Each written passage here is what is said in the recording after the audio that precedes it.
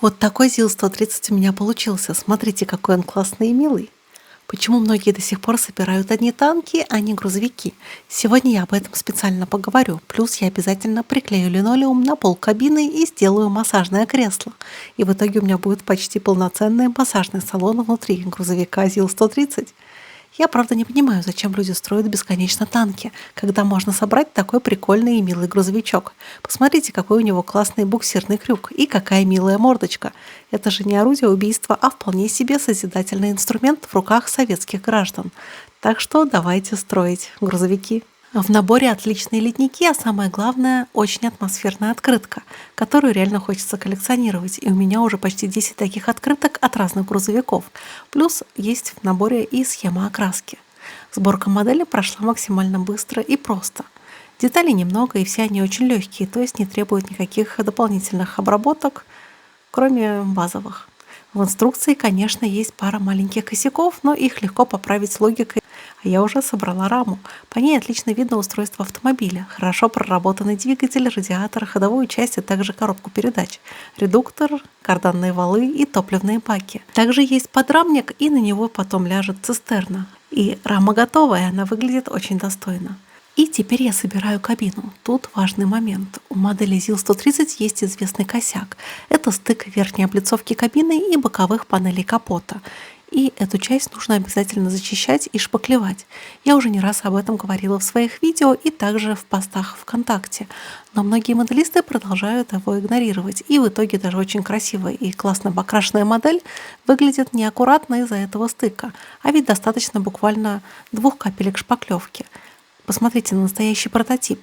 Там нет никаких щелей и стыков в этой детали, она цельнолитая. Шпаклевка мне также пригодилась и при сборке цистерны, ведь она состоит из 2 половинок, и стык приходится по самому видному месту. И было бы гораздо лучше, если бы он прятался где-нибудь внизу или же под пеналом рукавов. А так мне пришлось шпаклевать, зачищать, потом снова шпаклевать и зачищать. В общем, это не очень самый приятный момент в моделизме, но я вроде с ним справилась. И теперь я ставлю на место колодец цистерны. Этот момент даже немножко напоминает сборку подводной лодки. А вы напишите в комментариях, почему все-таки продолжаете строить одни танки. Сколько можно? Везде танки, на столах танки, да и самолеты. Давайте лучше собирать гражданские грузовики. Это прикольно, весело, мирно, а самое главное красиво. И грузовик можно покрасить абсолютно в любой цвет, и он будет точно достоверен своему прототипу, в отличие от ГОСТа на покраску танка или самолета. А поиграть в виртуальный ЗИЛ, а вернее в его предка ЗИС-5 или даже АМО F-15 вы можете в моей игре Panzerschreck. Panzerschreck — это карточная тактическая игра, в создании которой я принимала непосредственное участие. Там вы можете управлять штабами реальных подразделений времен Второй мировой войны. В игре вы можете пройти боевой путь советского танкового аса Дмитрия Лавриненко или же сразиться с реальными игроками в онлайн-битвах. Играйте в мою игру абсолютно бесплатно на любом устройстве на сайте panzerschreck.com или же скачайте мобильное приложение на Android. Все ссылочки есть в описании.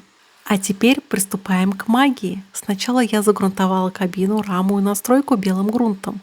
И вот, все, началось. Я взяла оттенок Sky Blue от фирмы Machete, и я просто влюбилась. Это идеальный цвет для кабины ЗИЛ-130. Прямо из баночки, тебе просто ничего не нужно делать. Чуть-чуть разбавителя, и аэрограф выдает ровный, сочный, родной голубой цвет, то, что нужно. Он очень классно смотрится на этом зелке. И чтобы модель выглядела не совсем плоской, я немножко добавила белого и высветлила выступающие панели и ребра. И у меня получилось все очень живо и объемно. То, что и нужно. Ну а дальше начались ручные работы. Кисточкой я прокрасила сиденье, руль и другие элементы интерьера и экстерьера кабины.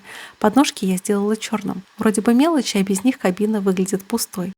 Цистерну-бочку я окрасила в оранжевый цвет Orange Tank от той же Machete. И опять же, без смешивания, я просто взяла краску из банки. И цвет получился очень сочный и универсальный. Кстати, он отлично подходит не только для цистерн, но и для современной строительной техники. Поэтому я уже прикупила несколько баночек про запас. И ведь у меня есть в запасах еще несколько моделей от ТВД строительной техники. Ну а двигатель я решила красить уже в собранном виде. Да, можно было бы окрасить его отдельно, а потом его надо клеить, а я не очень люблю возиться с суперклеем, особенно после покраски. Поэтому проще и быстрее кисточкой прямо на модели. Видите, у меня вроде бы все хорошо с моторикой. Но давайте на минуточку остановимся и подумаем, почему же танки в моделизме — это всегда главные герои, а грузовикам отводится роль второго плана.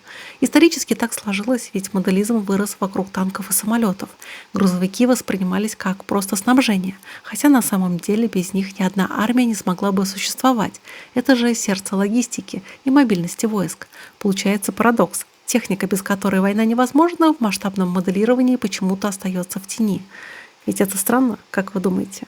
С покрышками вышла небольшая эпопея. В идеале, конечно, бы спилить эти бы надолбы на дисках или же размягчить резину в теплой воде. Тут главное не использовать кипяток. Но я все-таки решила сэкономить время и просто их надела. Но в некоторых местах мне пришлось немножко попотеть. Мелочь, но она запоминается. Так почему же моделисты так любят танки и самолеты, а не грузовики? И на первый взгляд ответ очевиден. Танки эффектнее. У них есть броня, пушка, гусеницы, боевая история, громкие имена и вечные споры о том, кто кого пробил и какая машина была лучше. Самолеты тоже легко цепляют. Красивый силуэт, камуфляжи, эмблемы, кабина пилота, подвесы, а также истории асов и вся эта романтика неба, которая работает даже на человека, который далек от моделизма. Ну а грузовик на этом фоне выглядит слишком обычным. Кабина, рама, колеса, кузов. Вроде бы ничего такого, из-за чего бы срочно хотелось бы открывать коробку и начинать сборку. Но сегодня я как раз таки собираю такую модель. Это ЗИЛ-130 ТСВ-6 в 35-м масштабе АТВД. И это не танк, не самолет и не броневик с пушкой. Это обычный советский грузовик, мимо которого многие моделисты, скорее всего, бы просто прошли бы мимо в магазине, но только не я.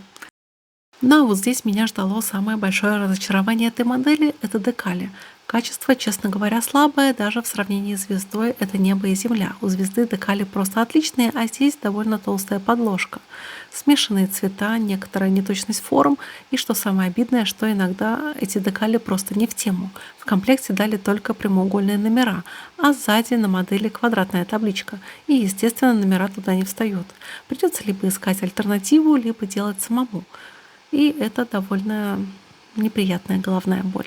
И мне стало интересно, почему же так происходит, почему мы готовы собирать очередные Т-34 или же Тигры, или же очередные Мессершмитты или Шерманы, хотя видели уже десятки раз эти модели.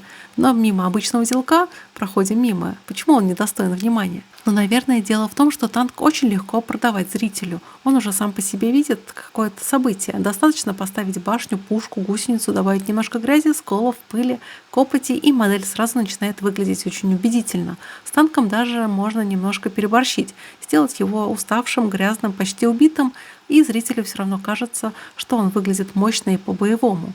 И с самолетами тоже похожая история.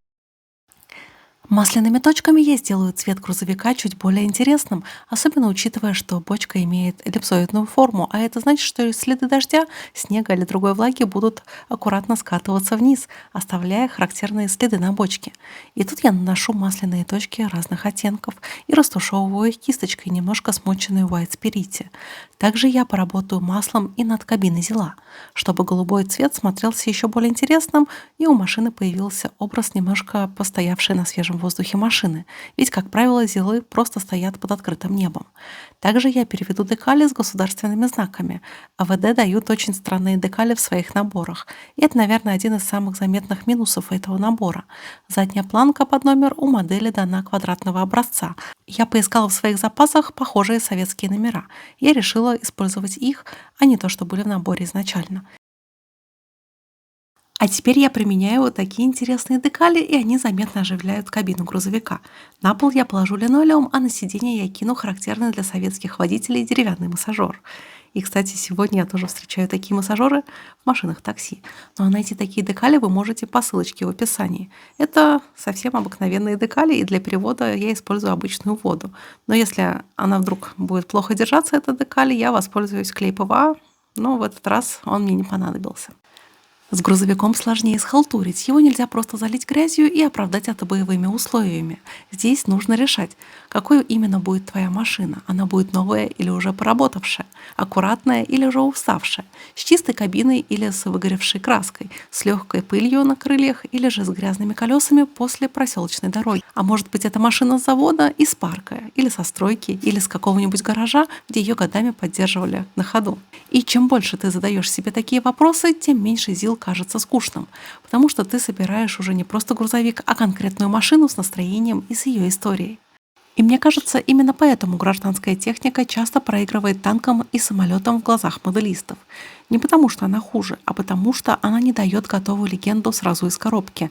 Танк сам приносит с собой войну, бой, броню, повреждения и целый набор понятных образов. И, собственно, вот такой диалог у меня получился, и я очень надеюсь, что в интернете строек гражданских грузовиков будет намного больше. Ну а о том, как я чуть не стала моделистом в свои 10 лет, посмотрите на моем канале. До новых встреч, пока!